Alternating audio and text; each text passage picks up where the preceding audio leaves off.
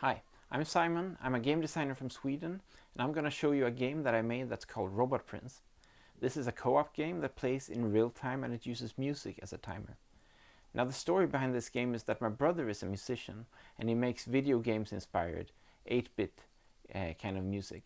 So he created a character called Robotprins to promote his music, and this is a character much like Mega Man or Super Mario, but Robotprins has not had a game of his own, not yet. But now I made one for him, so let me show you what it's like.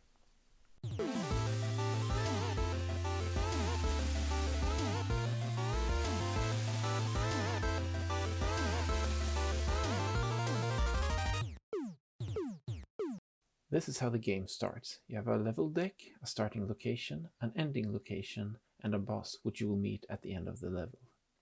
So your job is to find the path to the ending location where you will meet the boss.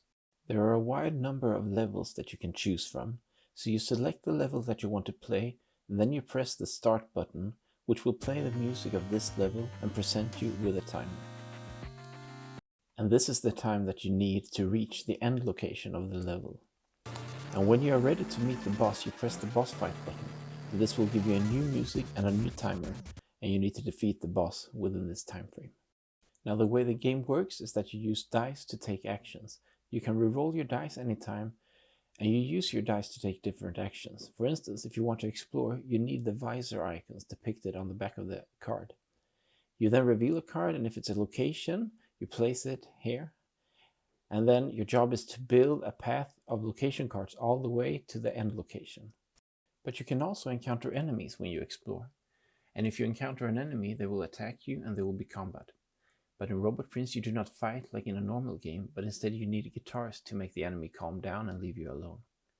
You will need 3 guitars to defeat this guy. In combat, if you have these black results, they may not be rerolled freely, but instead they must be used to activate enemy abilities. This guy will stun you for 2 of these icons, but he can also cause you 1 damage for 2 icons. And if you take 1 damage, you have to take 1 of your dice and place it on the player sheet.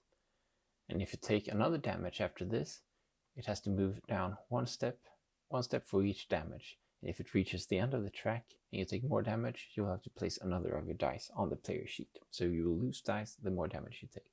And this is where the heal action comes in play. For 3 stars, you can heal 1 die and take it back to your supply. You can also use dice to move. And if you want to move into this area, you will need to have the corresponding die icons that are on the card that you move to. So this one will require 2 boots and 2 coins. The next one will require just 2 boots.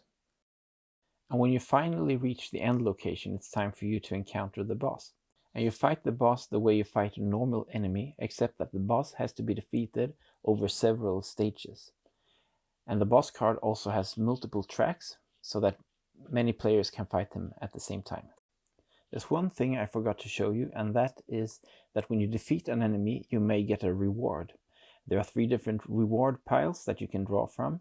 So from this is the weakest deck, which has one-time use items. The middle deck is a little bit stronger, and the right deck is the strongest one, where you get stronger bonuses. So with these cards, you will get new abilities and your character will develop. The game is designed to be enjoyed over campaigns of 5 levels each. There are 3 campaigns, so a total of 15 levels. And a level is played in 5 to 10 minutes, so you can easily finish a campaign in just an hour. Finally, I just want to show you some of the creative card effects that I have in the game. You will occasionally get hit by conditions that give you different kinds of penalties. For instance, if you're crippled, you have to hold your strongest arm against your chest. If you're confused, you have to construe the dice according to this pattern. And if you're slow, you can only roll 2 dice at a time. If you go into a room that's pitch black, then you have to close your eyes while you're playing. And if you go into a room that's underwater, you have to hold your breath.